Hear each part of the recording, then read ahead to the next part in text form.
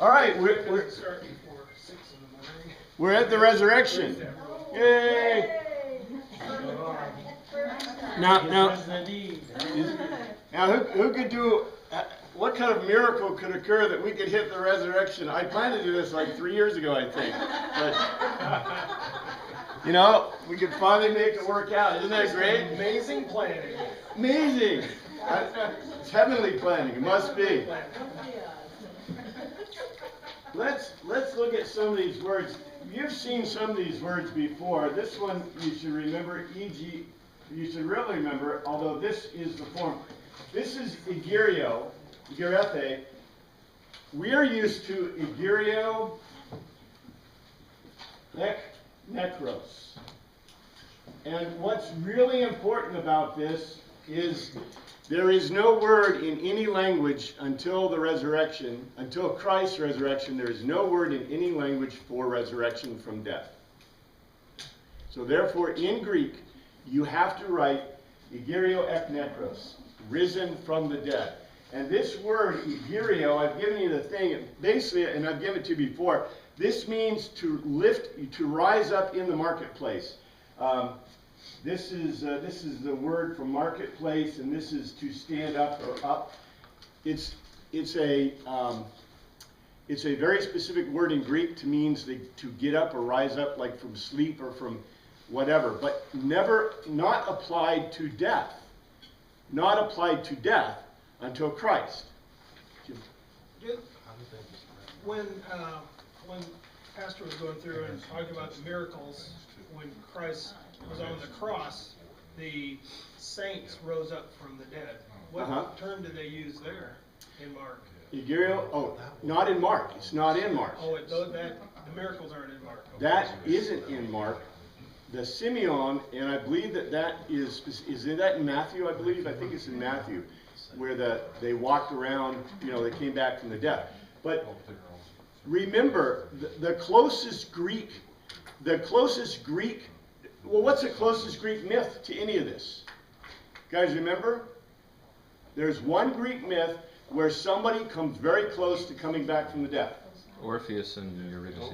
Yeah, Orpheus and Eurydice, where Orpheus goes into hell to bring her back. And what happens is...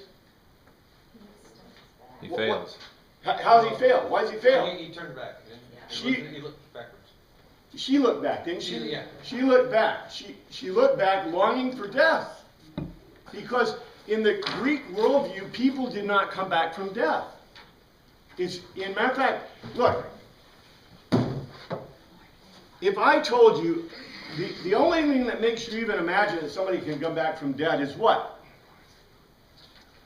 Insanity. No, Jesus Christ. If there was not an example of Jesus Christ, what would everyone assume? No one come back. No one can ever come back from death. Remember Osiris, the Osirian Mycerion. Osiris is the mummy who was he was killed by one of his brothers. The Amenhotep, one of them, Ammon, I think, killed Osiris and chopped him to pieces. And then his wife roamed around Egypt. His wife was Nephis, one of the goddesses. Anyway, she roams around all of Egypt trying to find his parts so she can put them back together again. And that's why they have mummies, right? She can't find one of his parts. This is manhood, which is an interesting thing anyway. Says a lot. So he never comes back from death because he's missing a part. Which plays into the whole Egyptian thing, right? All your parts have to be there. And by the way, the Egyptians had 5 different parts. Ba, Ka, and Baha, Ka, Sa. 5 different things that your body, like, you know, the Greeks have Sark, Suke, and Pneuma. And we believe spirit, body, soul. The Egyptians believed in 5 different parts that you had. And if you're missing a part, guess what? You can't be resurrected. And they didn't resurrect into life. They resurrected into the land of the dead. There is no culture until Christ that ever thought that someone could come back from death. That's why there is no word in any language until after Christ that means to come back from death. And we have it. It comes from the Roman, from Latin, resurrection. There you go. Since Christ, though, guess what? A whole bunch of the Mithrin cycle, for example, there are other cycles that all of a sudden after Christ, guess what their leaders did? Came back from death. Because no one imagined it could ever occur. So Egerio is really important because Egerio like nekros, and we'll see this as a contrast because this is the only word used in Mark until Mark 16:9 for being risen from the dead. It's kind of important. Well, Yeah. how, I know that, well, I'm pretty sure I know that Lazarus was not described in Mark, but how did they describe his deal? I mean, some of the other, there's a couple, I mean, the girl Yep. and all that, but Lazarus smelled. I mean, You know what? he was dead. Yep. Is it possible that these words are written post-facts? Is that what we're getting at? My point is this. When Jesus, the miraculous power of Jesus, okay, Mark proved to us, or he believed, his logos to tell us proved that Jesus is God. What is the absolute power of the gods? To be over death, right? They're immortal in the Greek worldview, another worldview. But guess what? None of the gods could bring anyone back from death, which puts Christ at a totally different sphere. The Christ that did miracles, he did miracles. When they happened, they weren't things that people went, in today's world, when someone comes back, it's a medical miracle, right? That's what they say. Correct. These weren't medical miracles. These were real, no kidding, miracles. And so, Jesus Christ may not have been the first, now we're talking about theology. Now we're beginning to get No, I'm into just the edge of asking theology. what word they used to describe. Oh, they use Agiriod Nekros. Okay, then I misunderstood. I thought you said this was the first time this word was used, was to describe Christ's resurrection. Well, within the context of this word is used other times, but remember, and what you said is correct. What my point is this: when Christ rose from the dead, or when Christ even described his rising from the dead, remember he told his disciples, la la la la, and I will rise from the dead, right? Egiro ek nekros. That's a correct usage if you said somebody else did that. But I'm just saying, until Christ, these words were never, there's no vocabulary. You have to, in Greek, create in our language we call it resurrection. You can also say rise from the dead, right? But you had to use this, there was no word in Greek. There's no word in Latin. There's no word until Christ in any language. So however you parse it, that's the way it is. There is no word in Hebrew. Hebrew is a form. It has to use a form. So, and if you go back even now, you can debate, who was raised from the dead first, right? But I wasn't debating. Yes. No. I was just asking how they described Lazarus' return, and it was the same. They use Egerio, or they use the other word. What's the other word? We'll get to this word. That's okay. That's okay. Yeah, well, we'll get to it eventually. It's in 9. 9 is the anastemi. Anastemi. Anastemi. Anastemi is the other word that's used in the other Gospels for rise from the dead. Anastemi ek nekros, or ek thantos. So, I'm just saying, in Mark, this is the word we see. We see anastemi ek thantos and ek nekros in the other Gospels. And by the way, one time in Mark. This word, Z-E-T-E-I-T-E, zeteo, zetei, zeteo is to seek. The reason I want to give it to you is because if you look at it, what it means to seek. But it's not just to seek. They try to add a little bit to it. Strong's tries to add a little bit to it by Hebraism to worship God. But it also means in a bad sense to plot or whatever. But if you look at the word itself, this is not, you know, when I'm seeking after a coin, this word is a little bit more different than that. I'm seeking for something, some idea, some concept, as opposed to just seeking a coin or a piece or looking for something, right? If it was just looking for something, it would have been beteo. There's a lot of words that I could use instead of this, to search for something. But it's more than searching for a thing. This one, let's see. E-K-S-T-A-S-I-S. Ecstasis. You can almost guess what this is. Ecstasis. Ecstasy. We get the word ecstasy from it. So even though it's translated in the Greek, it's translated in our Bibles as astonishment or amazement. It really means ecstasy. So we'll see that in context. And this word we've had before, E-P-H-U-G-O-N, the phagon, phago. Phago is what the disciples did when Jesus was captured. This is a word in Greek that means to run away. Run away, run away, to flee. But literally to run away. Now, why would you need a word like that? I mean, I guess it's like more like retreat, right? But retreat even assumes like you might come back. This means you're running away and you're not coming back. So, we are at the resurrection. 46. This is 1546. So, we got to put Jesus in the tomb first. So, Joseph, that's Joseph of Arimathea, from Arimathea, that's kind of, here's Jerusalem, Arimathea, is kind of up here. He brought, and you notice it says some linen. It doesn't say linen. Anyone want to guess what this word is?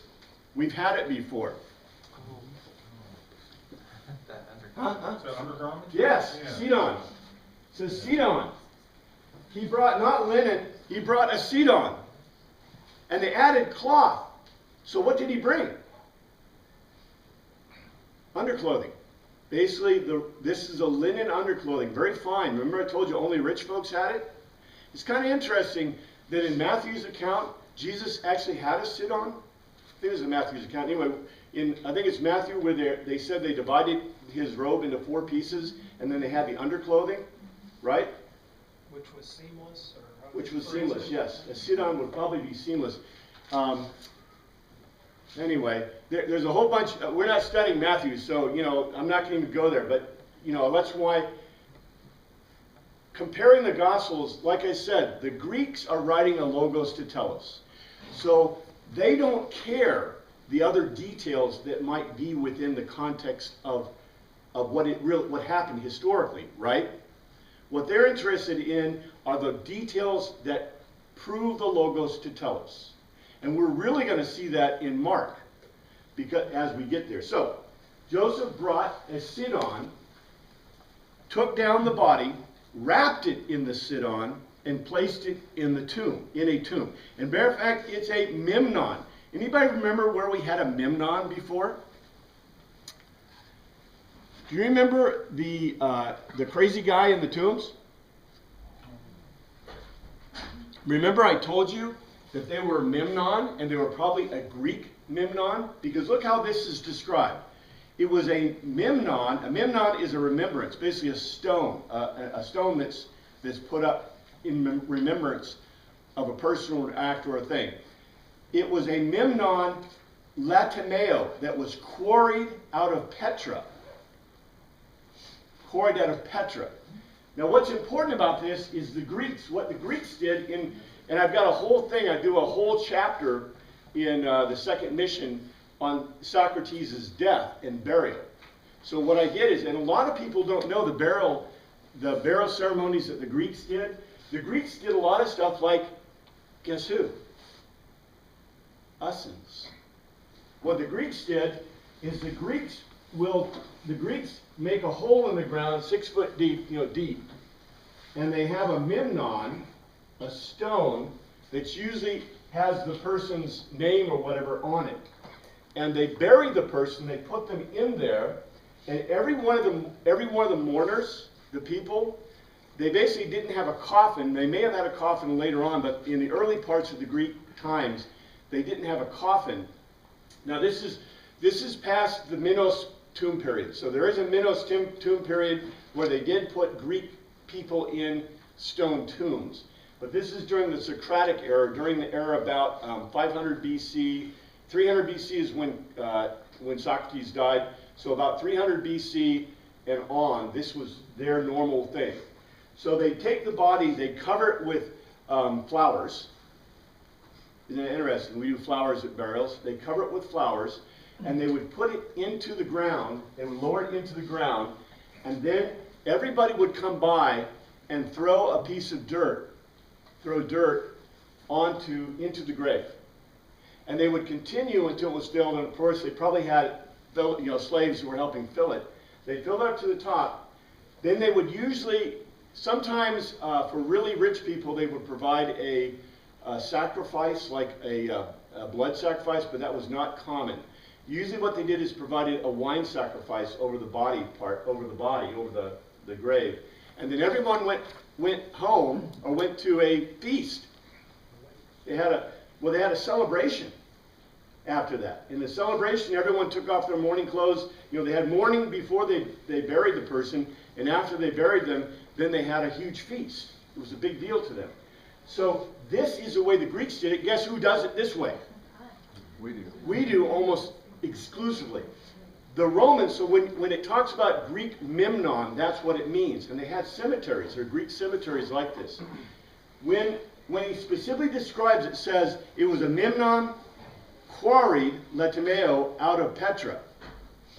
So that means it's a tomb in the Hebraic sense. What the Hebrews did is the Hebrews would have a tomb complex. And the tomb complex would have niches in it.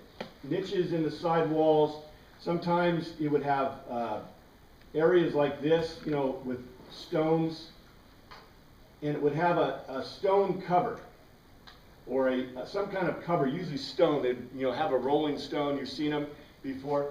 And what they did is they would inter the body in here, and they would do the Egyptian practice. What's the Egyptian practice? Mummification. Yeah, they mummify them. Now they wouldn't do the mummification where they rip their organs out and stuff like that. They left them whole, but they wrapped them up with spices and things like that. And then they would leave the body in there, and they check it on a yearly basis.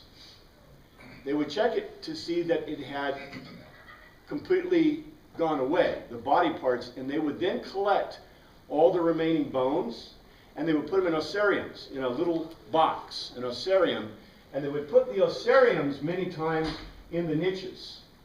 So you could have whole families, if people died in your family, you could have a whole bunch of dead bodies rotting away in the tomb for the purpose of eventually putting them in osarium.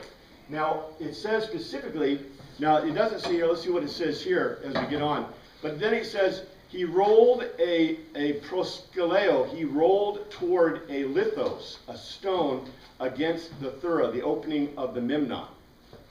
So this is a Hebrew tomb, very different than a Greek kind of tomb.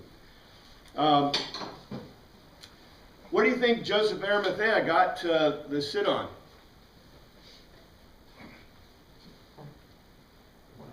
It's up behind the garden. What's that? Oh, it's the one left over, yeah. It's the one left over from the guy. I would suggest that he provided one of his own.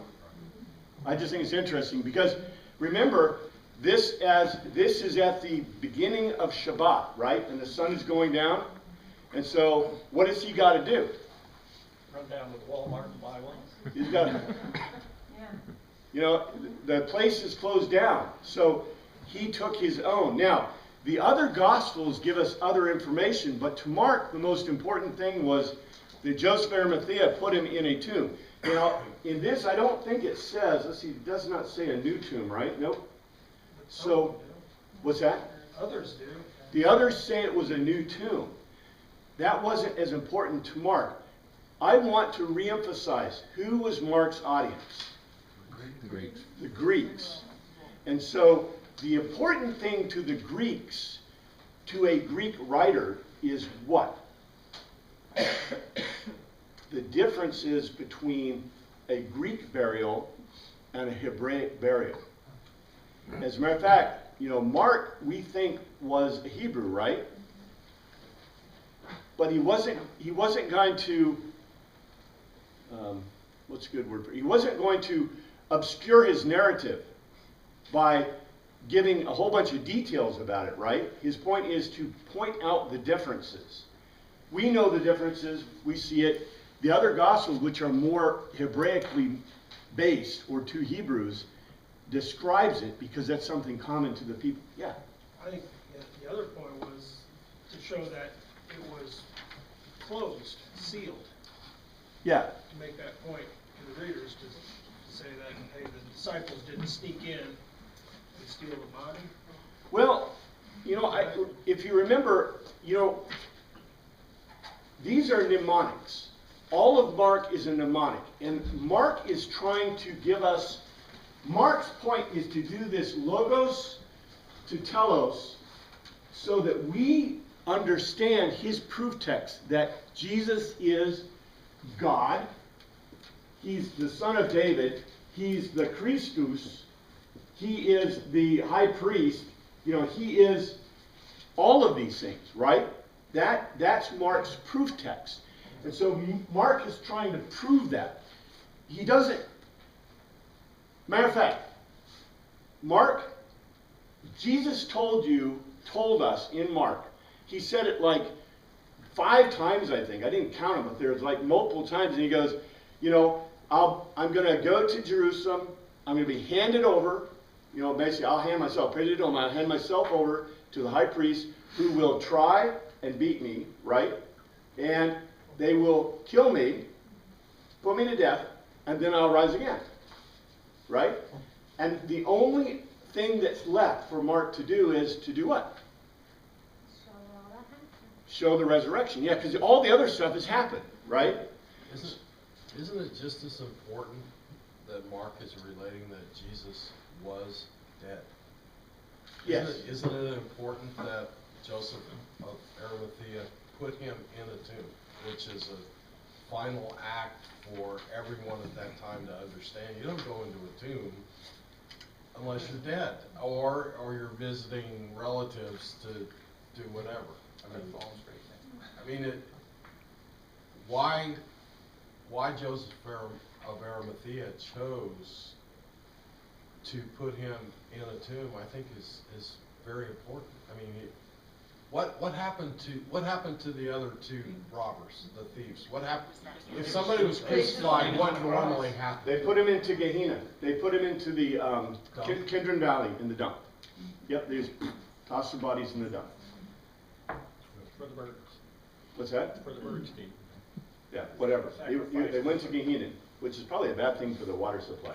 But in any case, what you said is exactly right, and I think it's very important. You know, you notice that in Hebrew, how many witnesses do you need? 2 or 3, right? In Greek thought, how many witnesses do you need?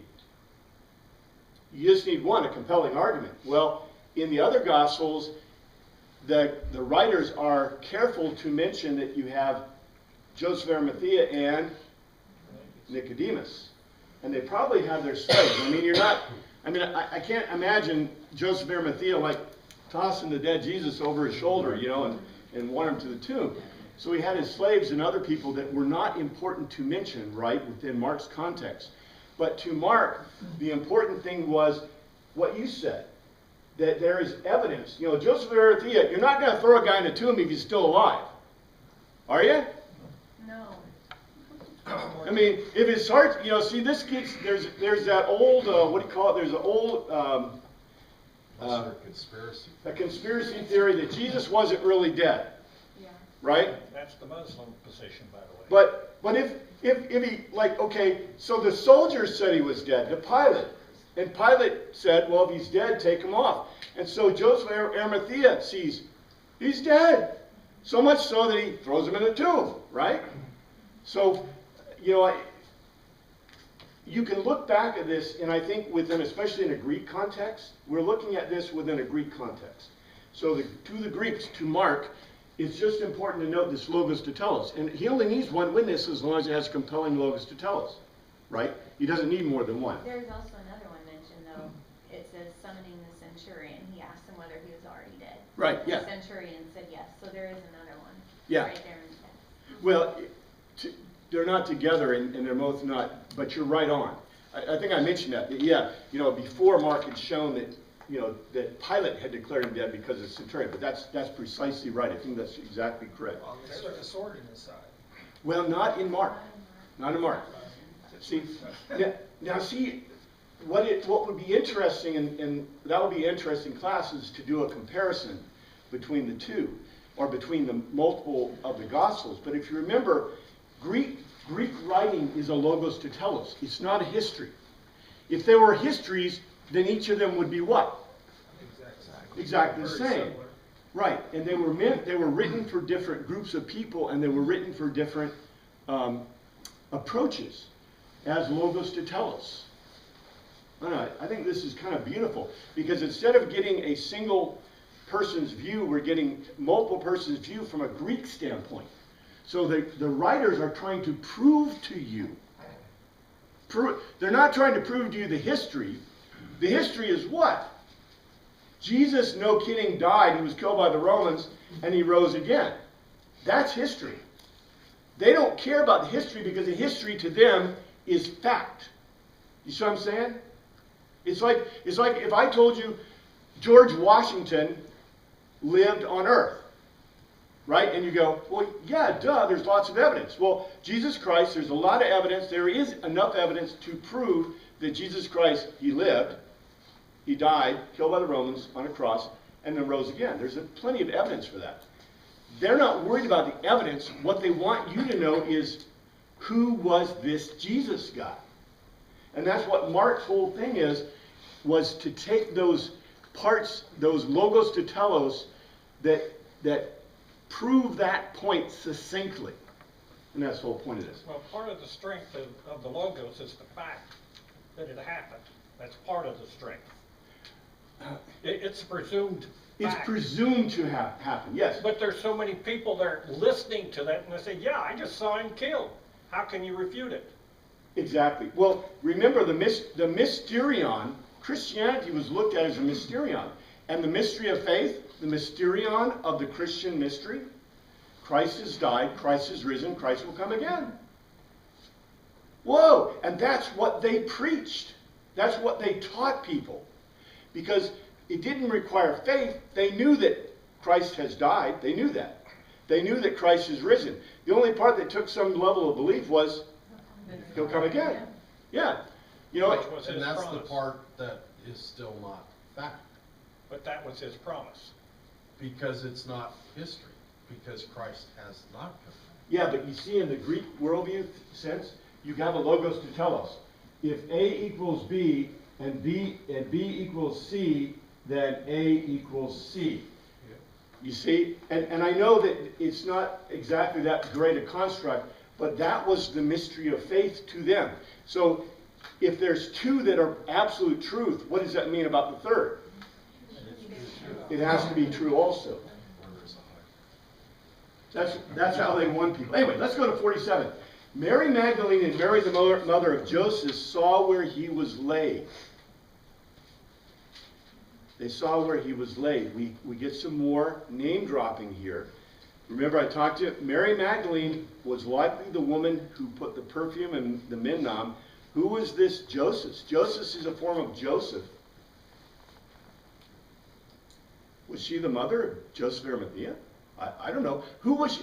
We don't know. If you look back in Mark and you see a person, specifically mentioned a guy, whose name is Joseph or close, it might be that person, because this is name dropping. Mark is telling you that these people saw it. And you notice how many people we have here. 3. Mary Magdalene, Mary the mother of Joseph, we have two that saw where he was laid. So let's see what happens. Now we're in 16. This is the completion of the Logos. In 1, when the Sabbath was over, Mary Magdalene, Mary the mother of James, and Salome, these were the ones that had watched the crucifixion from afar. But so Mary, Joseph wasn't there.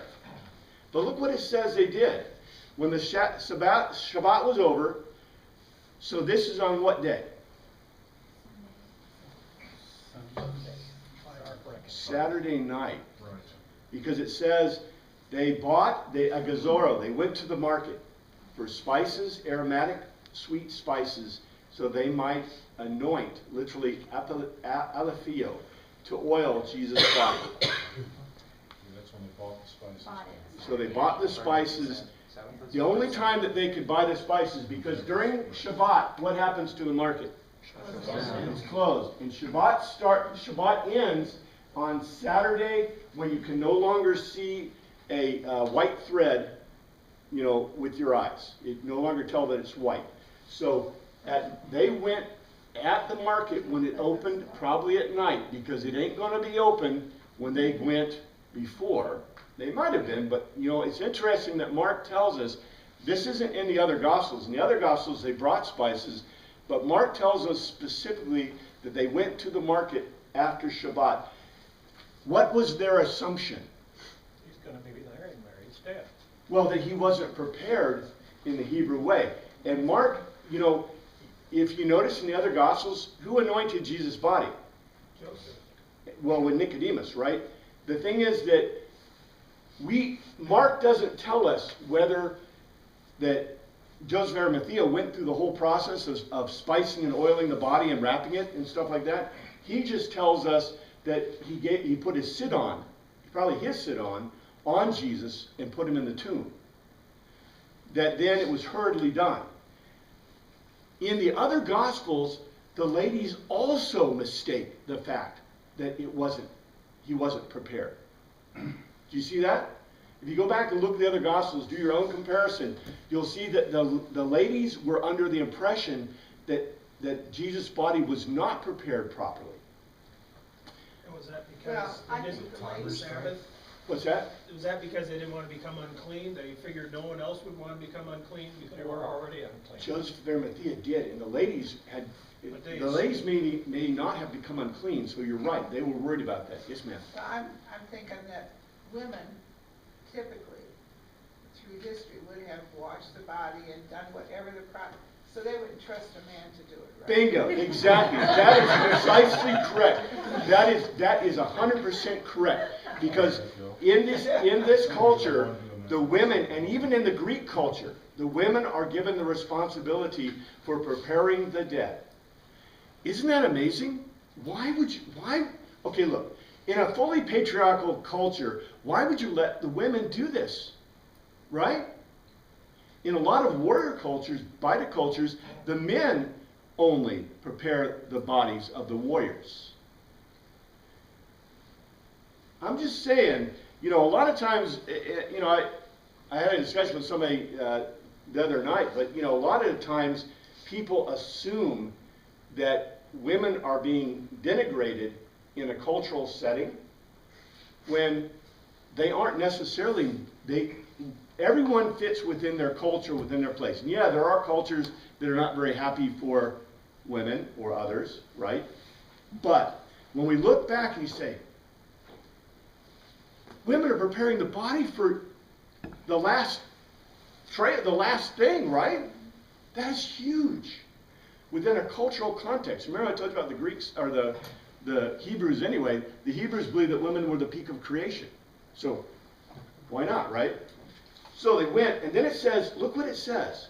2. This is the next day. Very early, literally at dawn. I don't know why it says very early. It could say at dawn on the first day of Shabbat. Just after, the first day of the week, the Shabbaton. It's called Shabbaton. Just after sunrise. Literally, and this is beautiful, it's Anatello Helios. So, cause the light to rise. So basically the sun or the light rose in the sky. At dawn on the first day of the week, when the sun began to rise in the sky, they were on their way to the Memnon, the tomb, and in 3, see, I got a note here. Yeah, I was going to mention this. Judy had given me a note, and I just wanted you to know that this is Passover. So the Passover is on Shabbat, right? It starts on Friday. And then 2 days later, on Sunday, this is Friday night, Saturday, but on Sunday, that is when you begin the counting for the Passover. So 2 days later, and it's based on the full moon, it's like the 16th of Nisan or something like that. From this Sunday, they count the 50 days to Passover. And this is also when the sheaves, the barley sheaves, are waved in the temple. So the sheaf, what's called the wave sacrifice that's done. And the wave sacrifice is the beginning, and then everyone counts for 50 days to the Passover, or to Pentecost. We call it Pentecost, we call it Shavuot. What is the importance of Shavuot? Of the Pentecost? The Ruth scroll is read on that day. It had to do with David. Didn't I think David was born and died on that day or something? No, it's the day when the Torah was given to them. Torah, and they celebrated with 2 loaves. This is the beginning of the harvest. The wave is the beginning of the harvest. So they're harvesting, and then at the beginning of Shavuot, at the beginning of Pentecost, that's when they make the first loaves out of the wheat or barley, hopefully wheat. And then they always have 2 loaves. The 2 loaves represented the Torah when it was given by Moses, the tablets of the Torah. Remember I told you, the Hebrews believed that all the Torah included the tablets that Moses brought down included everything, the entire Torah. So they believed that that's when it was given. But if you notice that Jesus, well, we'll get there, but he resurrected on what day? The day of first fruits. It's called specifically the festival of first fruits, when they waved the sheaves of barley, the first fruits from the harvest. Yes, sir. I was just taking a step back, wondering at what point they got the fact that the whole celebration of the Passover, where they were delivered from the angel of death, and the fact that Jesus died during that festival at that same parallel time, where he delivered us from death at the same time. There's a parallel going on between those 2 events. So. The problem is that these people, to a degree, are steeped in Hebraic thought, right? Hebraic ideas and festivals. You can't get away from it. You're living where they celebrate all these festivals. So it should be plainly obvious to the most casual observer, right? Of that era. Yeah. And what's very interesting is, remember, these people that Mark is writing to are going where? Where are they going to learn about these things? To the synagogues. That's right. And they are celebrating the same festivals as the Jews are celebrating, along with the other festivals of their city-state. So, yeah, that's a great observation. And I think, see, to us it's just, it happens. It's like, right, Passover and all these strange things and occurrences and wave. We don't do any wave offerings or harvest. Remember, we're so far from the harvest, the closest we get is like buying bread out of the, Whole Foods, right? So, we're not even connected to this hardly at all. But Jesus is called the first fruits. He is called the first of those who are raised. And if you wonder why, it's because it happened on 16 Nisan, which is the festival of the first fruits, that marked the beginning of Pentecost, to the giving of the Torah. Isn't that interesting? So anyway, if you want to throw I'm not going to throw a theological stone, but let's like throw something into the pool. If Jesus is the first fruits that end up in what? The Torah, the law. The first fruits represent the fact that the Torah would be given. You see what I'm saying? The Passover represented, the Passover of death, right? By God. And what the first fruits represent, and that time of the 50 days represents the travel of the people in the wilderness until they were given the Torah. So Jesus represents the first fruits, which then leads to... When the people were given the Spirit and the Word on Pentecost. And by the way, in Mark's viewpoint, Mac, I ask you, right now, where is God the Father? Where is God the Son? And where is the Holy Spirit? He's back. Well, let's see. Let's see if we get a hint, from Mark. But I'm just saying, Mark told you they're gone, right? They're gone. So they're going to come back. And by the way, we know the end of the story. And this is what they did too, right? The readers of Mark knew. They already know that happened. Yeah, The flames and the different languages and everything that happened. Yeah, they knew this. Who did they get it from? All the people that were there and saw it. There Yeah. were thousands and thousands of people. And remember, Mark is whose biographer? Peter's. Who spoke that? Peter's. Yeah. So Peter was there, right?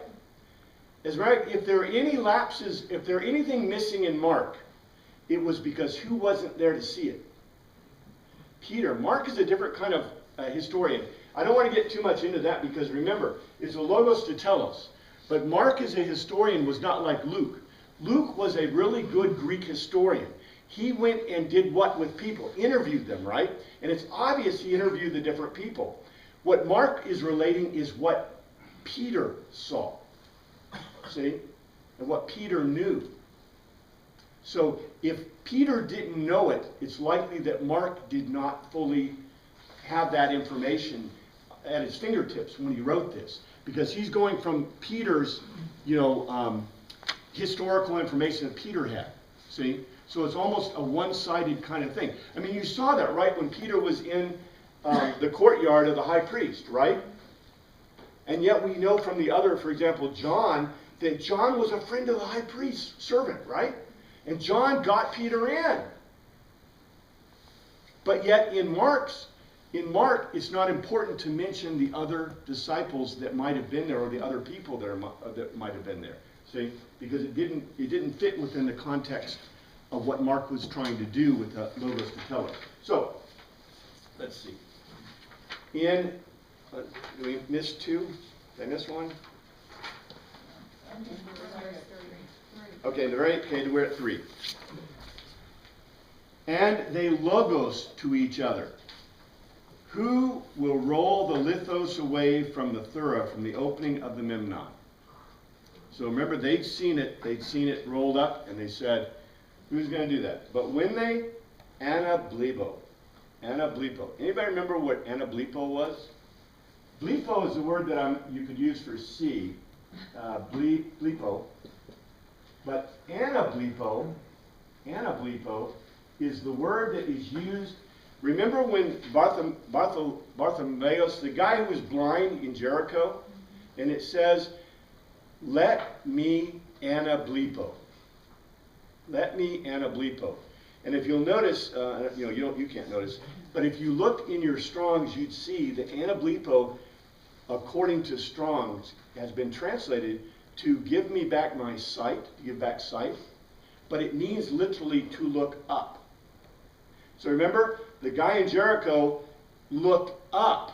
Jesus gave him back his sight. He looked up, and he pronounced Jesus as the Son of David, if you remember that. They, anablipo, they looked up, and they saw the lithos, which was very large, had been rolled away. So anablipo, in this context, doesn't just mean what? It doesn't mean just you look up. What does it mean?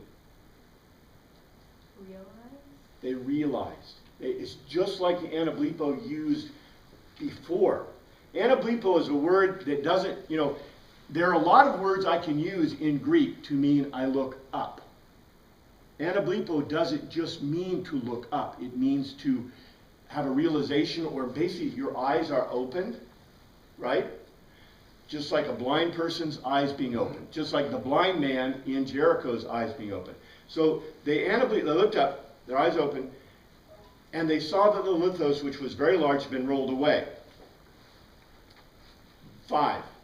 As they entered the tomb, they saw a niniskos, a man under 40. Remember? And that's the same word used for the guy who ran away and left his sidon back in the garden at the Mount of Olives. He was parabalo. He was dressed. It literally says, parabalo means to throw all around, so basically to wrap, in a lukos, a white like light, stole. A stole, now, I wish they would use the words, the proper words. A stole is a long robe used for dignity. It also, is a very long robe. You also remember a stola. We call it a stole today, right? The word is not used about Jesus. They just say a piece of cloth. They don't use the word stole. But this type of stole is a robe. So this guy is wrapped all around in a very super white robe, a stole, a long robe of dignity, sitting on the right side, the dextros. And they were ekthambano, they were astonished. This is the same word used about Pilate being astonished that Jesus was already dead. Ekthambano. So who might this young man be? Also, the right side is significant, I think it is too. the sheep and the goats. Could this be Jesus? Could this be an angel? Could it be... However, the most important signification for us is, remember, God was dead, right? So whoever this guy is, what does this signify? God's not dead. Yeah, whatever this guy is, because if God's dead, can he send his angel to do something? No. His angel going what are we going to do? What are we going to do, right? If it's Jesus, that's an indicator too, right? If it's an incarnation of the Holy Spirit. Let's see what it says. The first thing he says is, don't be alarmed. Don't be afraid. Don't be ekthambano. By the way, that's what you always expect from an angel. If you ever meet an angel, they're supposed to say, don't be afraid. Don't be alarmed. Obviously, angels, remember, they are hagios. Hagios. A hagios, hag, a creature in Greek mythology, a hagios, that's a holy. Hagios is translated as holy all the time. It doesn't mean it's an awful creature that you want to fall down on your face because they're so awful. So an angel in Greek thought is a hagios, a holy being that when you see it, you want to fall on your face. And so this thing, don't be alarmed. He lego. You are zeteo. You are zeteo. You are looking for, seeking, but like I said, a revelation, you're looking for something more than just a body. For Jesus of Nazareth, not the Nazarene. I don't know why. It's Jesus from Nazareth, okay? It's Nazareth. That's really confused people. I told you before, he's not a Nazarene, he's from Nazareth. Who was stereo, who was impaled? He has egerio. He has egerio. He is not hode. He is not in the same place. See the topos where they laid him. See the place where they laid him. Very interesting.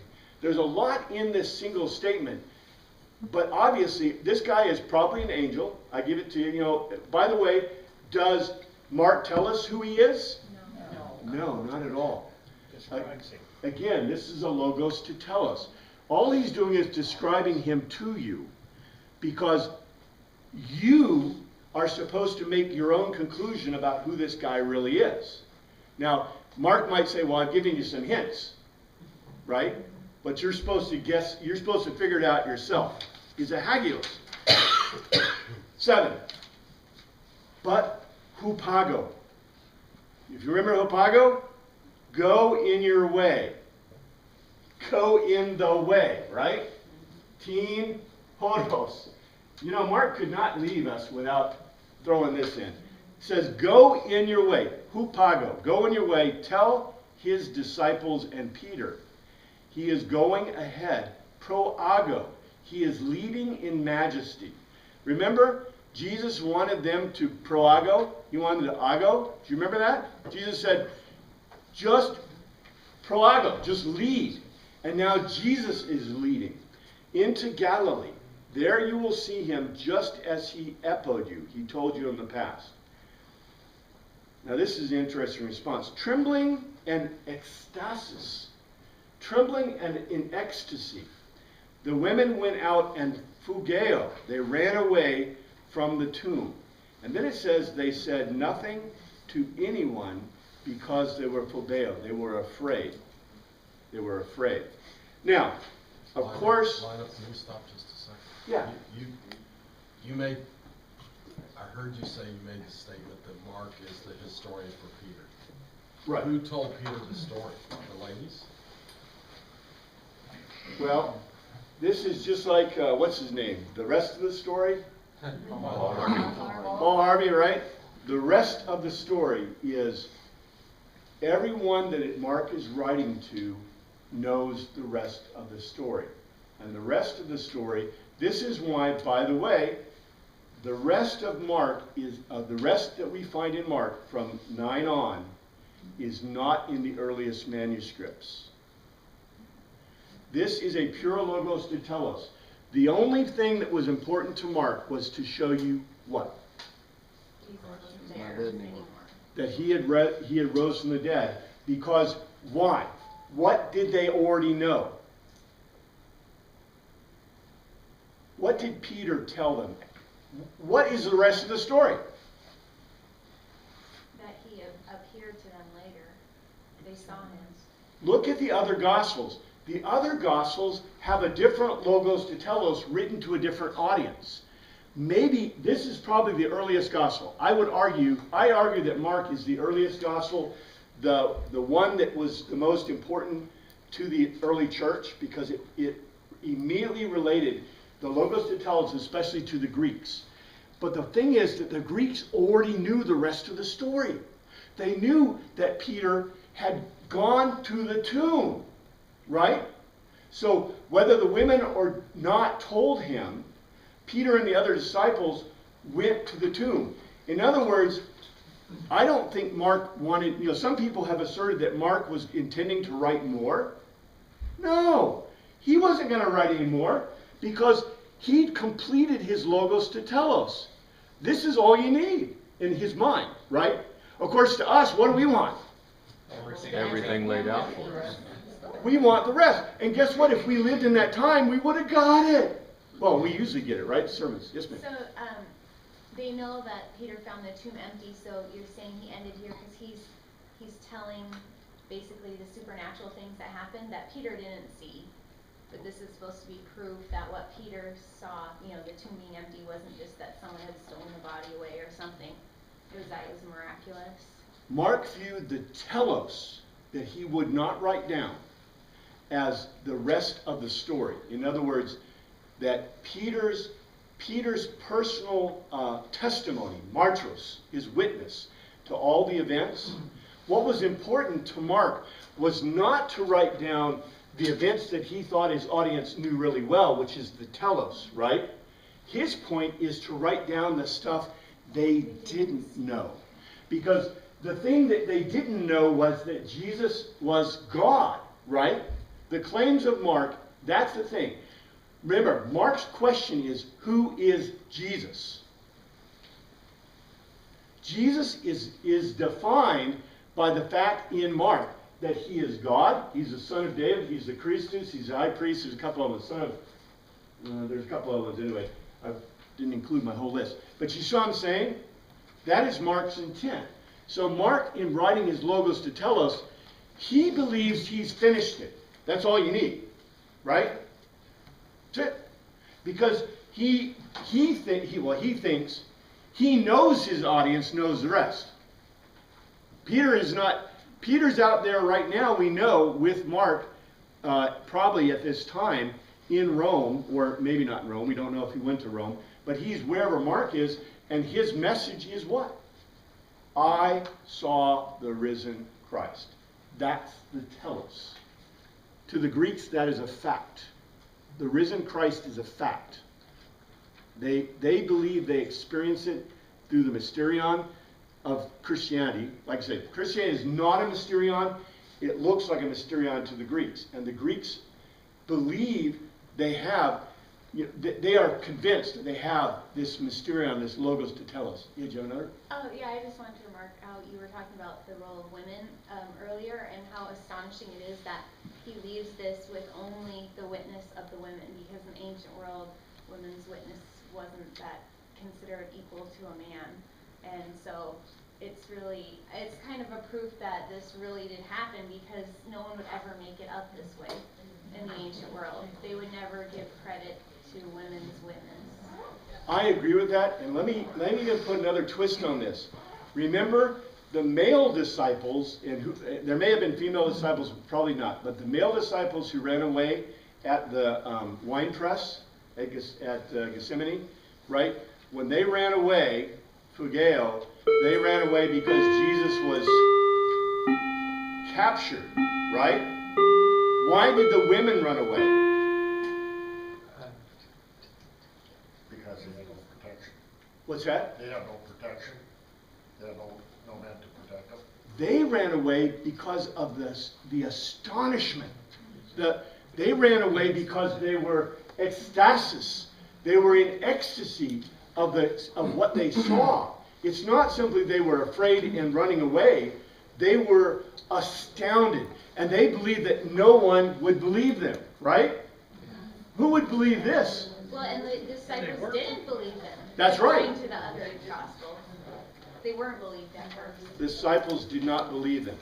Think about this within the Greek context. And what we'll do next week is we'll look at from 9 on, which is not in the earlier manuscripts. And I think we'll see some really interesting differences. Thank you, Father, for your word. We pray that you look at us this week. In your name we pray. Amen.